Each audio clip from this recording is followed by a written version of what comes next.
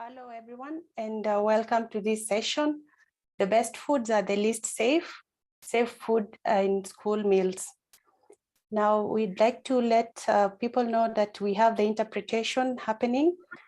You can click at the lower end of your screen to the language that you'd want to be translated to. We need to know that for us to keep this kids in class, we need to have food and nutritious foods so that they are ready to learn and thrive. In this session, the best foods are the least safe. We aim to call for actions to promote the inclusion of safe, locally sourced foods in school meals in low and middle income countries. In the session, we will highlight the role of animal source foods and vegetables in school meals, the burden of foodborne diseases and associated risks, especially in the low and middle income countries, what has worked in other regions and what needs to be done, including development of guidelines and to identify the gaps, and the role of experts and government in making this school meal safe. With the general objective of ensuring that school children have are healthy and well-nourished, as well as communities get income from the opportunities. So first, I will do a quick introduction of the panel members, and thereafter we will have a brief context introduction by the moderator, and thereafter we will have a session which will be a panel discussion, and then afterwards we'll have questions and a call to action. So depending on time, we may have 2 to 3 questions. So I'll go ahead to introduce the panel members. So we start with Shakuntala Tilsted. She is the global lead for nutrition and public health at WorldFish, a one CGIAR entity. She was awarded the 2021 World Food Prize for her groundbreaking research, critical insight and landmark innovations in developing holistic nutrition-sensitive approaches to aquatic food systems. She was awarded the 2021 RL Global Food Innovation Award for research innovation.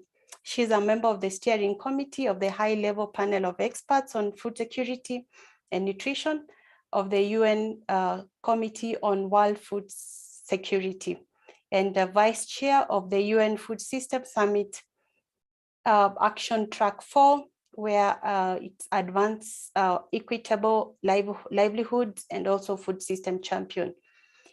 In 2022, Shakuntala was appointed as a co-chair of the Eat Lancet series commission, and she holds a PhD from the Royal Veterinary College and Agriculture University in Denmark. She also holds an honorary doctorate from the Swedish University of Agriculture. Our next speaker, we have Amare Ayale, who is manager of the Partnership for Aflatoxin Control in Africa, PACA, at the African Union Commission. Dr. Ayale has over 30 years of professional experience in mycotoxicology and more broadly food safety and sanitary and phytosanitary matters. For the past 9 years, he has led the PACA's strategy launch of regional and country programs, as well as its continental and global advocacy and technical work. And the list goes on and on, including that he serves as a member currently of the WHO Technical Advisory Group on food security, on food safety. Our next panelist is Namkolo Kovic, who is the Director General Representatives to Ethiopia for the International Livestock Research Institute, ILRI, and the CGIAR Regional Director for East and Southern Africa. She draws on extensive work experience in different African countries on linking agriculture and food systems to nutrition and health outcomes. Relevant focus areas of Namkolo's work have included attention to food safety in CADE process and the importance of capacity for evidence-informed decision-making and multi-stakeholder platform inclusion to address food system transformation, and the list goes on. Our next speaker, Caroline Smith, Diwal, who is the Deputy Director, Eat Safe Global Alliance for Improved Nutrition Gain. Caroline joined the GAIN operational components in 2020 as a Deputy Director, a new food safety program with operational components in Washington, DC, Nigeria, and Ethiopia. It is a USAID funded program that aims to generate evidence and knowledge on the potential to increase consumer demand for food to sustainably improve the safety of nutritious foods in formal and informal markets in low and middle income countries. She has assisted in the development of food safety action areas as part of the UN Food System Action Track 1, and we're going to hear more about that. Our next presenter, Luisa Bayombi, who is a member of the Foods and Markets Group within the Natural Resources Institute of the University of Greenwich, and she is Associate Professor of Food Technology and Food Systems Management. Louise has over 20 years of experience in post-harvest systems in both development and transition economies across the private and public sector, covering perishable and durable crops.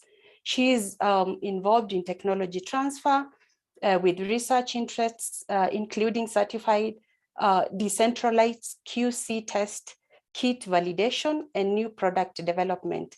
She's a certified HACCP level 4 for food safety for manufacturing and BRC version 8 lead auditor. And the list goes on, including that she's the national relay for collates under the Fit for Markets Plus program and undertakes several other short-term assignments on behalf of the sector. And now our moderator, Dr. Grace Delia, who is an epidemiologist and a veterinarian with more than 20 years of experience in developing countries. She graduated from several leading universities, and currently she is a professor at the University of Greenwich and a joint appointment as senior scientist at the International Livestock Research Institute that is based in Nairobi, Kenya, where she has worked for over 20 years. Her research interests include food safety, emerging diseases, gender studies, and animal welfare. Her career has spanned the private sector, field level community development and management aid, as well as research. She has lived and worked in Asia, West and East Africa, and authored and co-authored more than 200 peer-reviewed publications, as well as books, training materials or courses, briefs, films, articles, chapters, and blogs, just to mention a few. She was ranked number 2 in scholarly output in Kenya over the period of 2014-2019 by Elsevier. She's also a key player in the EcoHealth or One Health approach to control of zoonotic emerging infectious diseases and agriculture-associated antimicrobial resistance. And it's our pleasure to hand over this session to Delia, who is going to give us a context and take it away in the panel discussion. You're welcome. Over to you, Delia.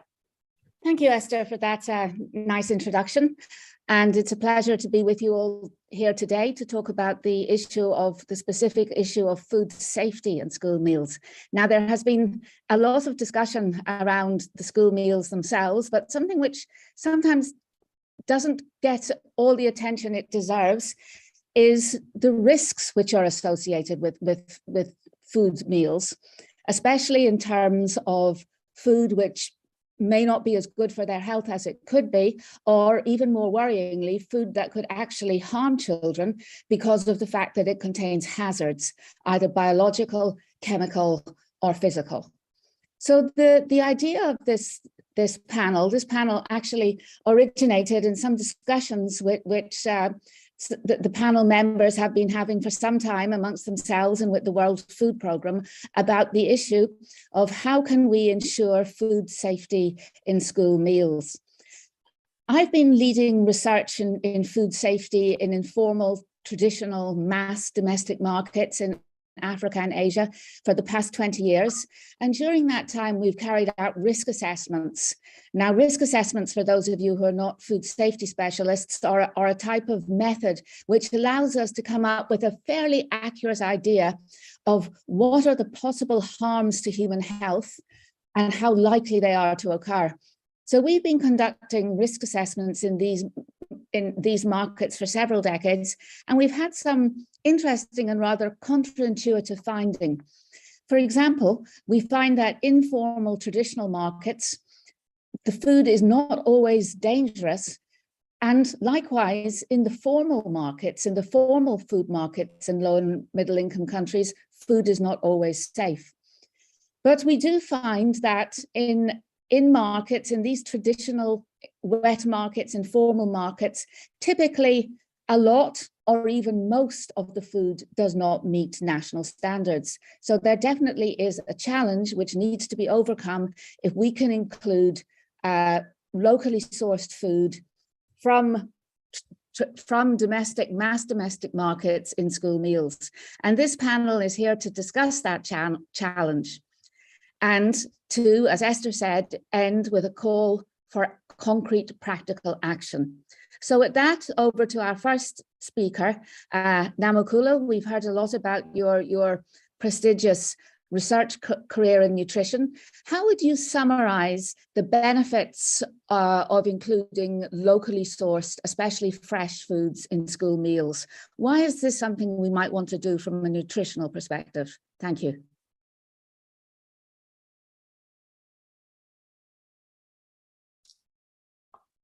I will take that question. Yes, please. Yes, so thank you very much. So we do find that using locally available foods has many benefits. First of all, it acts as a form of income source for the producers. As we know, the people around the communities or the farmers, even where the children come from, do produce these foods. So linking or using locally available foods then provides ready market, and in a way to say more reliable markets that then gives sort of reliable and more predictable income to the producers who are most times the parents of these children. The other benefit is that most of the people engaged in production of locally available foods are women. We found that women occupy a significant source of labor in the food production. And therefore, using locally available foods then gives opportunities for producers, men and women, and especially women to get extra income and a livelihood, and it is a form of empowerment. The other thing is sourcing foods from nearby and without having to transport food from far and wide. It reduces the carbon footprint and therefore good for the environment.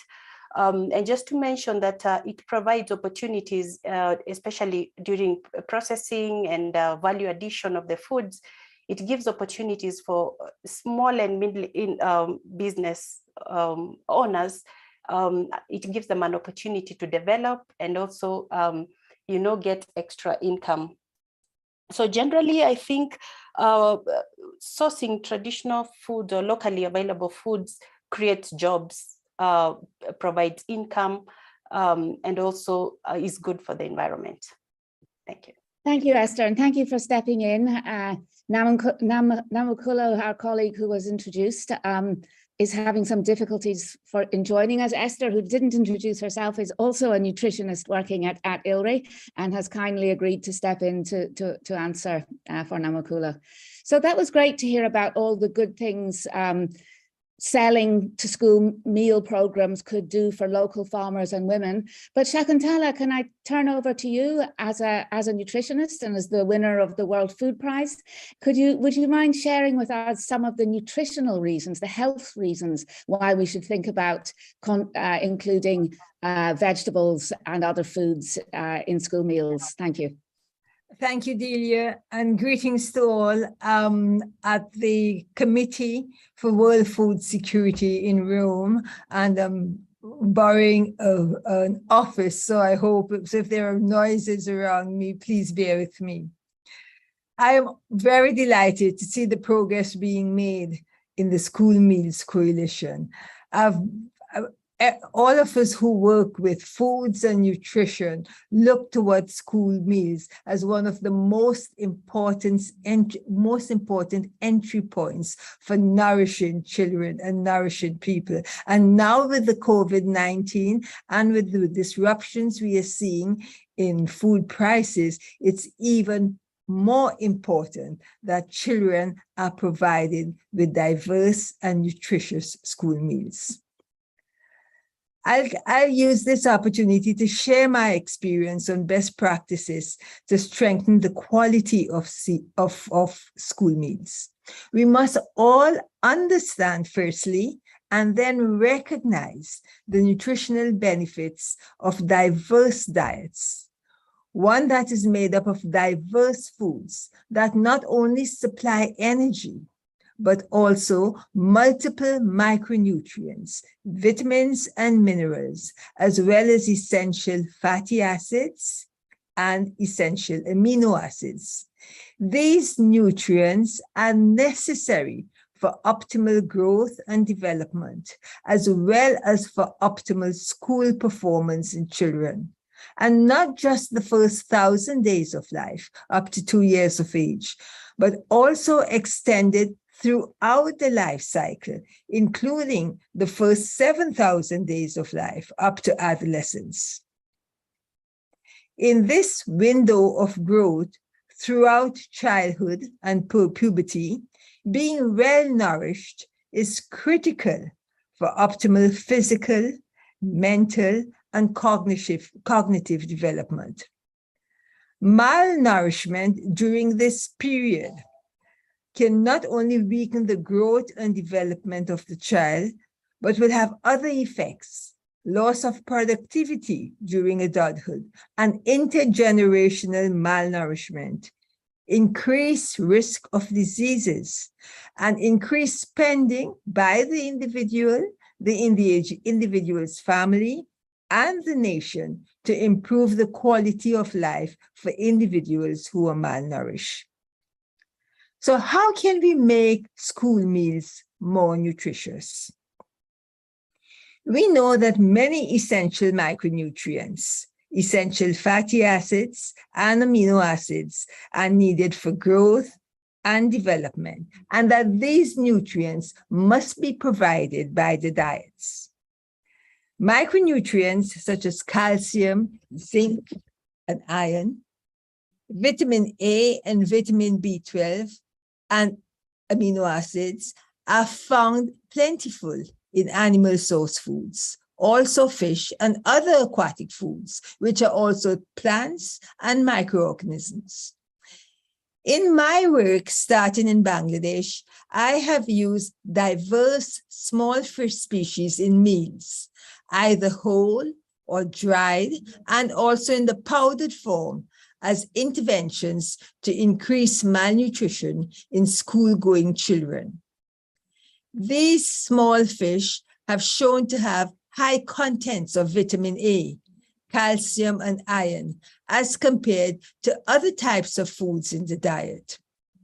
Using fish powder, whereby the moisture is removed from the food, increases the concentration of nutrients to about 4 times that found in the fresh fish. And using then the powder into everyday meals and recipes, such as curries, chutneys, and vegetables, we can greatly increase the intake of micronutrients.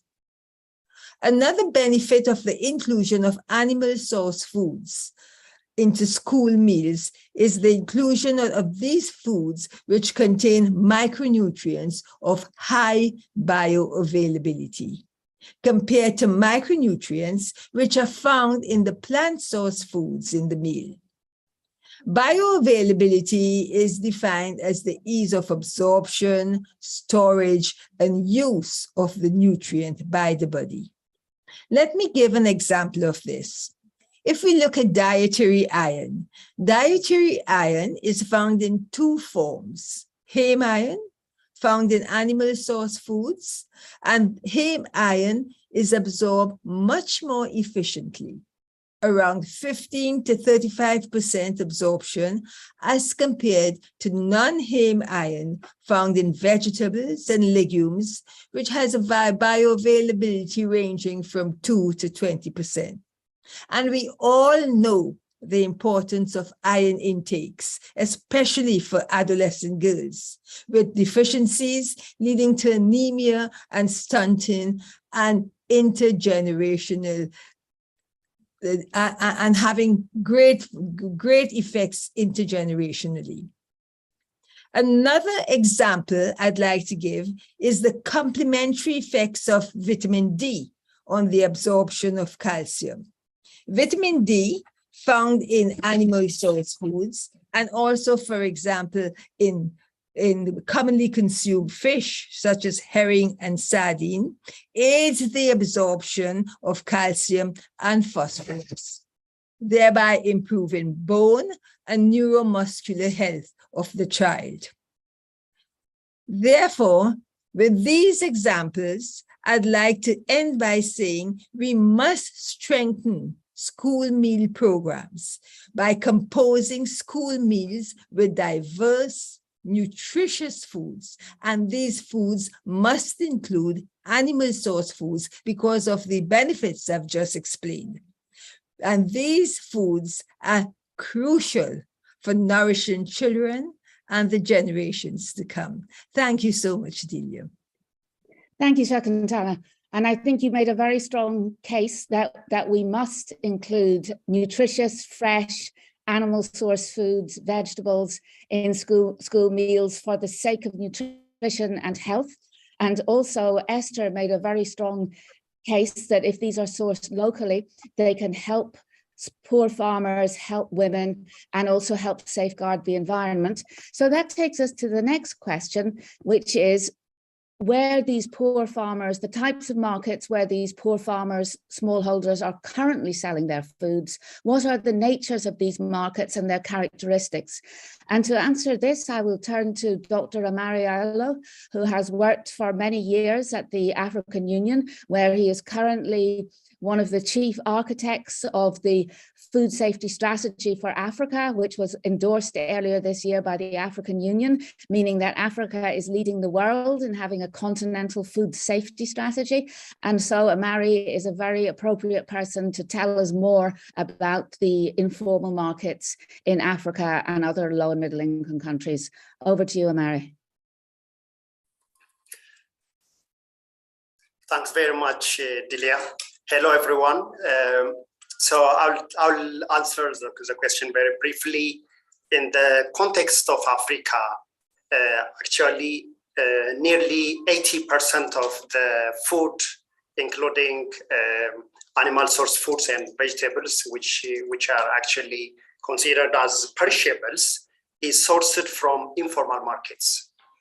The informal markets in Africa may take different forms, but in most countries, including Ethiopia, where I am based, this might include actually public markets that are actually available throughout the week or on specific days of the week. This can also be shops, which vary from tiny shops to big shops, or retailers who sell their produce by the roadside. And also those who are selling their food from carts. So these are actually the main suppliers of food in Africa. So this is where actually our smallholders also sell their produce. So in our context, supermarkets and the more modern retailers contribute very little actually. I think also in the context of school meals, I should mention that small and medium enterprises, SMEs, are by and large the ones catering for the municipalities and government authorities who are responsible for school meals.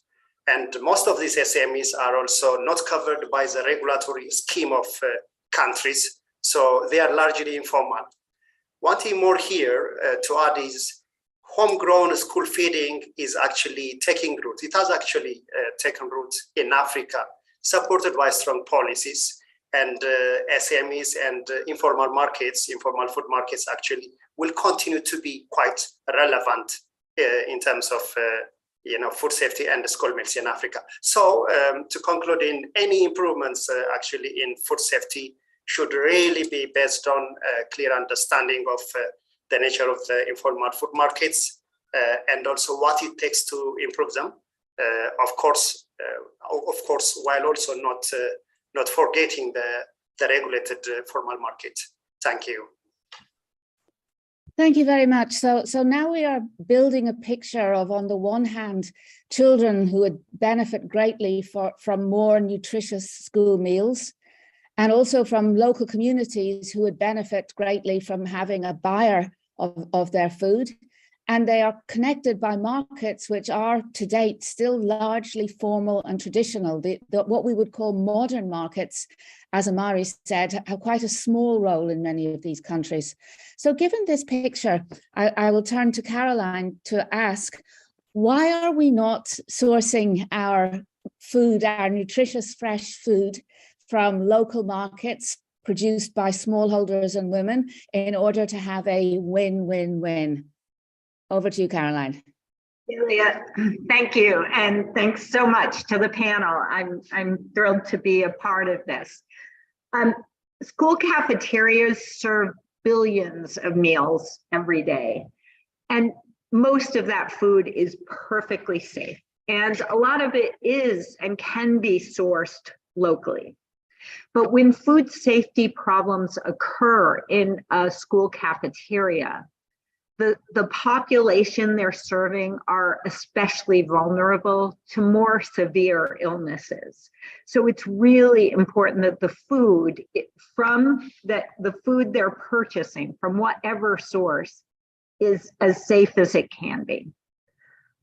So the reasons why some schools may not be using locally produced may stem from two different reasons. One could be price, one could be accessibility, the closeness of the food to the school itself. And another reason might be safety concerns.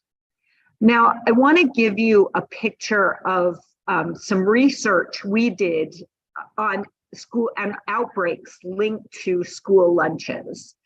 We analyzed over 180 outbreaks that were linked to school food that was served in schools in the United States. And we found that about a quarter of them were linked to cold chain or cooking failures. So the types of pathogens that might be on meat or poultry, things like E. coli, O157, or Salmonella. And those failures only resulted in about a quarter of the outbreaks. The other outbreaks occurred from improper holding temperatures after cooking, as well as infected food handlers, and then some others, including chemicals and toxins. So the bottom line is that local markets could be the source of safe food.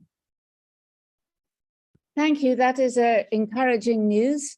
But we also have heard that concerns about food safety are chilling the inclusion of local products in school meals programs. And obviously, the last thing any authority or implementer wants is something to go wrong. So maybe we need to unpack a little bit in more depth what could go wrong with school meals.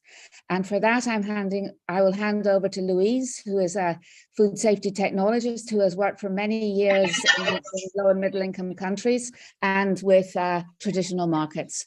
Could you give us a little background as to some of the things we are trying to avoid? Thank you. Okay, so good afternoon or evening or morning, depending on where you are. Of course, we've been hearing about the benefits of including locally sourced foods within school feeding programs. But of course, if it's not safe, it can't be nutritious. So any food safety expert will tell you you know, that's as well as the understanding of having the nutritional component, it has to be safe. And, you know, there's a myriad of ways of hazards, as Delia mentioned earlier on, and some of these specifically are biological. There could be different sort of pathogens, bacteria, viruses, and the like, which are inherent in some of these commodities, whether it be milk, egg, cheese, meats, fish, and of course, some of them might be chemical as well.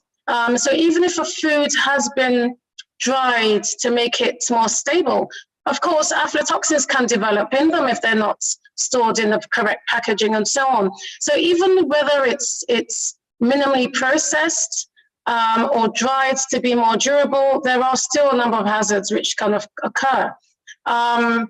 There are different hazards depending on the context. So, you know, we heard about informal markets. Most of it is sourced from informal markets. It could even be school gardens. You've got, rarely do you have it sourced from retail markets. So even within the school garden, you've got, it could be a vegetable garden. There are a number of hazards that could be associated with that. If you're looking at cattle, you know, you could be looking at residues from some of the treatments that are given for disease control or even pest control. If you're looking at some of the vegetables, you could be looking at some of the spray chemical applications, you know, not observing harvest intervals, for example. So within the school environment, one of the number one key sources of the hazards are, you know, poor hygiene. Poor hygiene within the school premises itself, within the kitchens, within the preparation area. You've also got the handling, so the food handlers as well. You know, if they've got any communicable infections, they can spread again to the food. So there are a number of sources, but of course there are a number of mitigation actions that you can take, and I guess this is where at some point we will lead on to that discussion. But yeah, and if you're sourcing from farmers, of course, you know, there's a lack of knowledge in some cases, or lack of awareness. And I would say that in school feeding programs in the more developed countries, you have normally guiding legislation, which is in harmony and which comes into play with the provision of school meals. So whether it be a Food Safety Act, or whether it be control of substances hazardous to health, all these different legislation tend to come into play. And so the actors within that food system are generally more aware of, you know, where their role starts and kind of ends. Over to you. Thank you. Thank you, Louise. That was a very interesting response, and it is taking us towards the second half of our discussion, which is another round of questions. We also, and while the beginning focused more on the situation, the problem, but also the potential gains from the safe inclusion of local food in school meals. The second part of this discussion, leading towards a call to action, is going to focus on the solutions, just as you mentioned, whether regulatory, technical, market, or other, which might help close this gap between the poor people who want a market for their local food and the children who need nutritious local food. As we're going through this solution phase of the discussion, could I also request the audience to please, if they have any experience themselves or suggestions for solutions to this challenge of safely including locally sourced food in school meals, can they just please put them into the chat, and we'll come back to them later. So with that, let me go back to Shakuntala to talk about some of her experiences in processing food, often derived from small-scale aquaculture, often grown by farmers who may not have very high training and skills, in situations where there is sometimes pollution and other challenges. I know a lot of your work, Shakuntala, has been in Bangladesh, where the environment is not always conducive to hygienic handling. So how do you approach this challenge of ensuring products which might be eaten by children are safe? Over to you. Thank you, Delia. And let me give during the COVID period, none of us would travel and saw the work that was being done in many parts of the world where we work. But three weeks ago, I was in Assam in India. And in Assam, with funding from the World Bank, as part of a nutrition sensitive component to a large agricultural project, the government of Assam, working with local partners and with WorldFish, got the permission to have fish within meals within schools and Angawadis. Angawadis are healthcare centers. And if I would give the example that I saw while I was there, in the Angawadis, there were children from 3 to 6 months, and the state gave permission that dried fish, fish powder of small fish species, which are highly nutritious, could be added to a one-pot meal of rice, pulses, vegetables for serving the main meal to children. And what really amazed me and what I was really excited to see, well, first of all, I saw how this was done in the healthcare centers. But what I really wanted to see was how the fish were collected, how they were dried, and how they were made into powder. And this was done by women's groups, the Association of Women's Farmers, which got together, got support from the government, and worked as a group to provide safe and a stable product to the centers.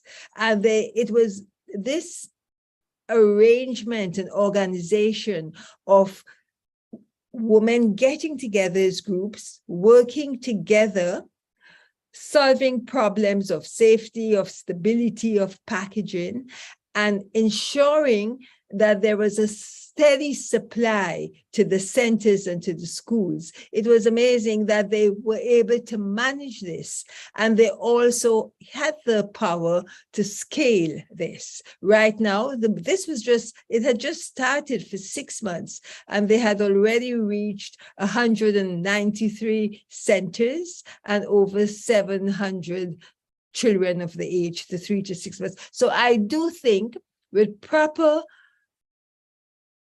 organization, with proper capacity and training, and giving women the voices, getting them to come up with their own solutions and work together as a team, we can get much further by making sure we have stable, safe, and local products within schools.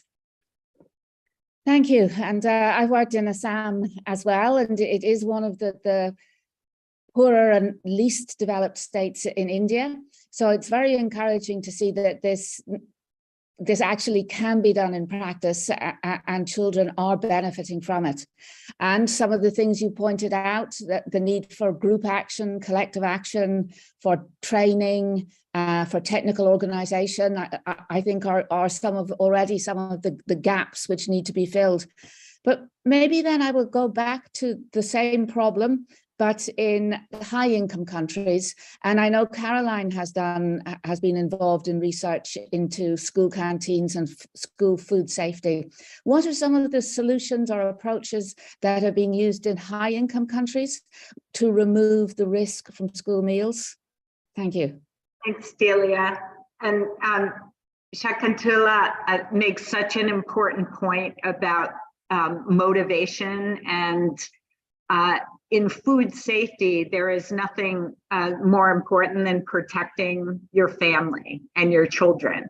So I think that is a highly motivating component.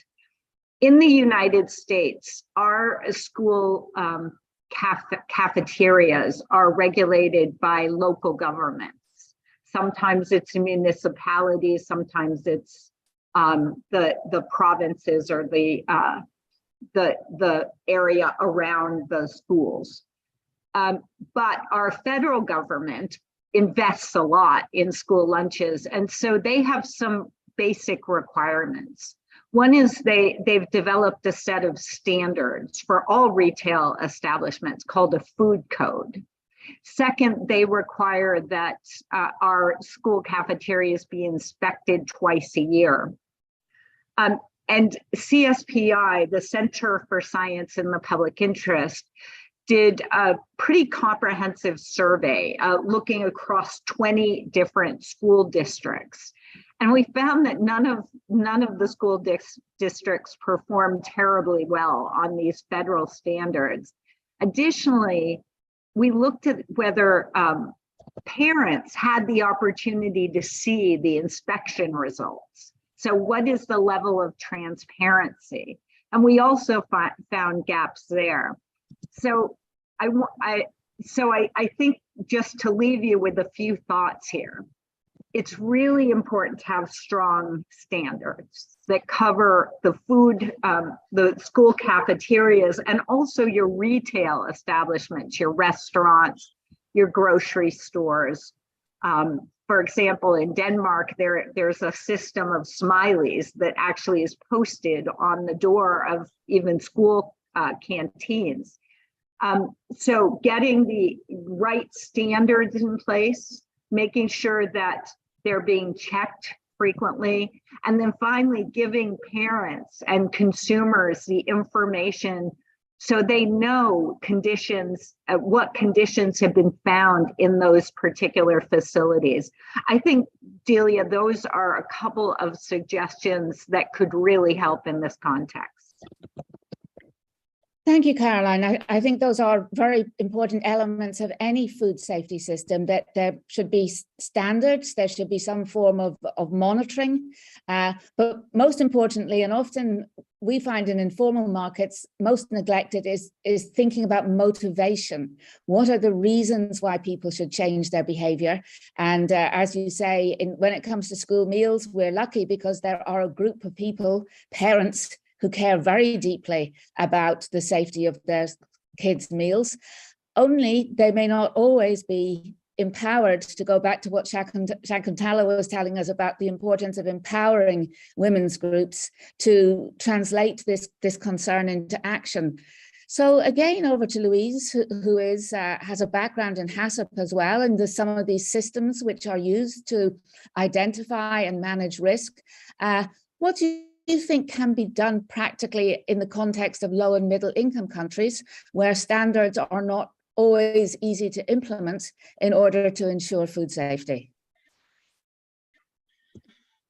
An easy question. Well, going back to last speaker, of course you need guidelines. You know, we've shown that in developed world, in the main, they work. You know, they're there for a purpose and they're working pretty well. But having looked at some of those standards in the developed countries, I'm not sure that you could just, you know, do a copy and paste.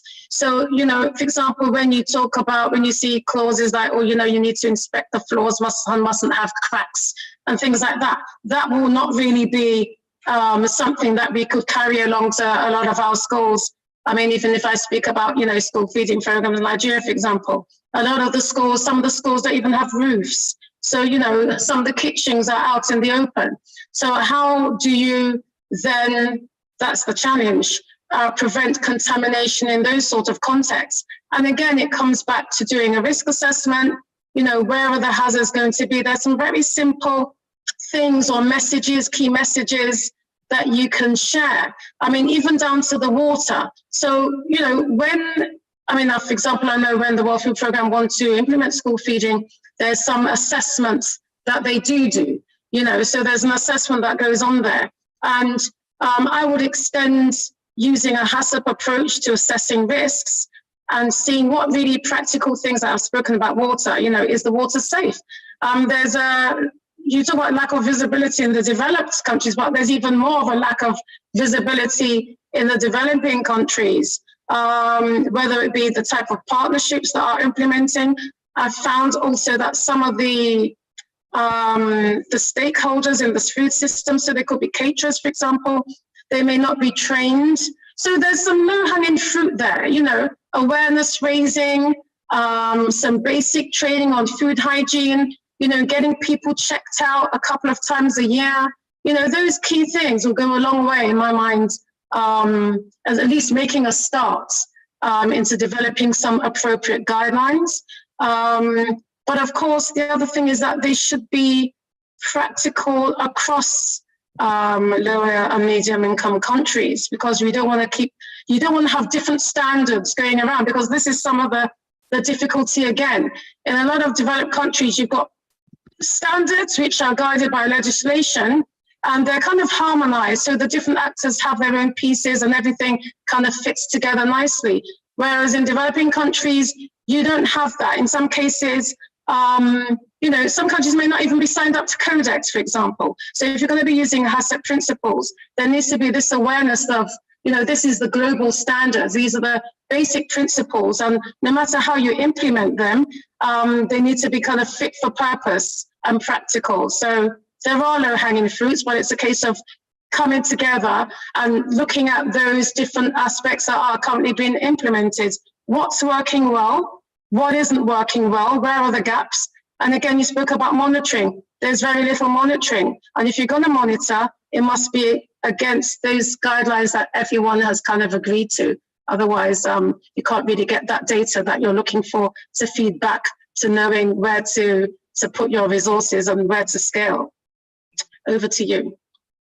Yes, thank you. And that is, I mean, summarizing the last two speakers, we hear that there are indeed tools which can be used, standards, guidelines, HACCP, different approaches, but that they are what works in high-income countries will need to be modified and altered for the context. It is not just a one-size-fits-all, and also that there is perhaps a lack of coordination currently among the different actors, the different stakeholders in school meals, that is preventing these systems from really helping assure that food is safe. So with that, I will bring the last question to Dr. Amari, who has worked in the African Union for many years, as to what stakeholders do we need to bring together, and how do we practically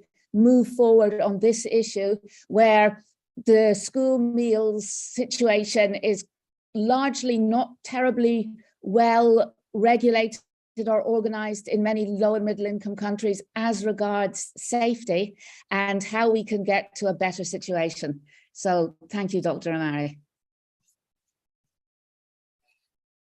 Thanks again, Delia. Well, we have to bring, of course, a lot of stakeholders on board.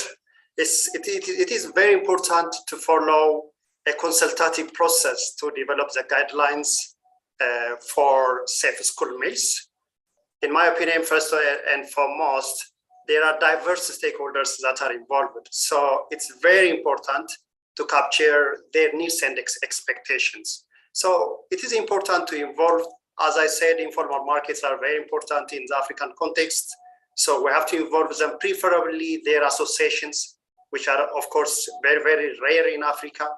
Food business operators, especially the small and medium enterprises, municipalities, local governments, all of them should be involved to actually capture their needs and expectations.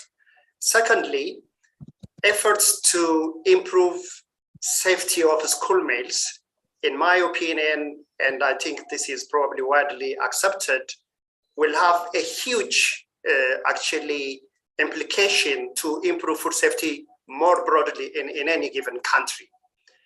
So mainly through education of children, the students, their teachers, and the school community. So it's very important to have the school administrators on board from the outset. Actually, I am inclined to believe that these guidelines will support food safety education programs for schools, so involving them will be very important, not just because the students are the consumers, because they can spread the news of food hygiene very widely. Then the guideline has to be evidence-based. And for that, actually, it's important to involve research and academia, but also organizations that are heavily invested in school meals, such as World Food Program, who actually have a lot of knowledge on the challenges and possible solutions. Finally, it is very important also to ground the guidelines in legislation. Luis touched on this a little bit. And when possible also, even to harmonize them across countries. In the African context, for example, we have regional economic communities, regional blocs, and even African Union who can support this. I think finally, I should mention also that we have an opportunity to link this to the implementation of the continental food safety strategies that Delia mentioned at the beginning, which is championed by African Union Commission and the African Union Development Agency, AUDA and EPAD. So I think it is important also to have them as important players in the development and implementation of the guidelines. So the message here is to develop the guidelines in a quantitative and inclusive manner so that the guidelines are owned, they are fit for purpose, and they are also practically used. Thank you. Thank you very much. And that was the last question. We had hoped to have some time to ask questions from the audience, but I already see some good notes being posted in the chat, so we'll follow up with those. So I think Dr. Amari has and the previous speaker summed it up very well.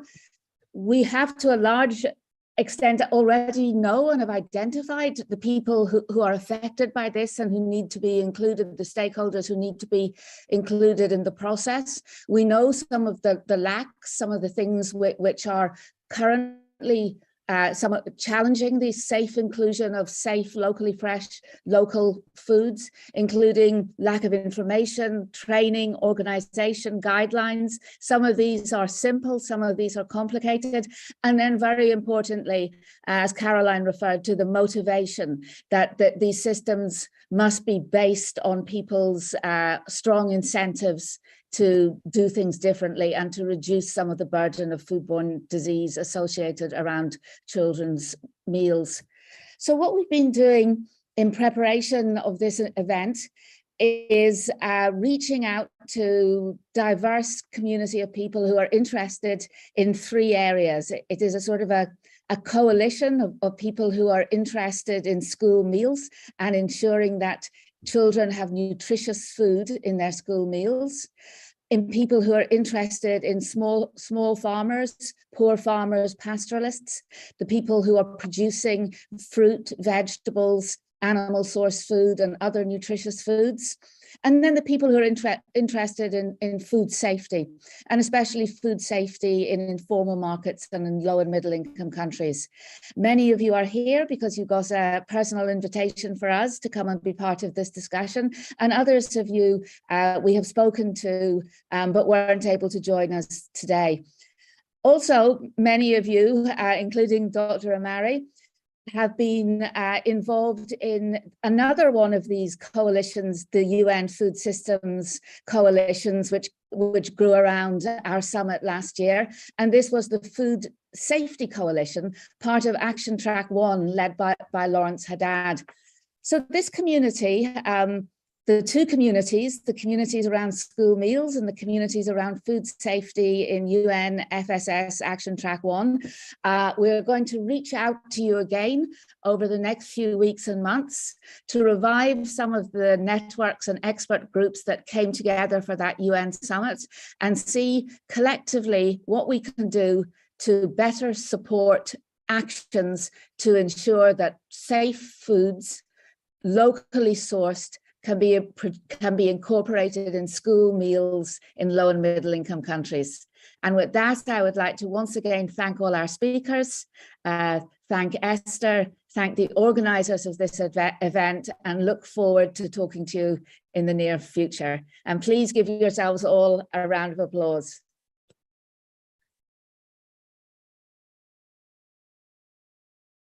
And with that, I think we can close the session and leave. Thank you.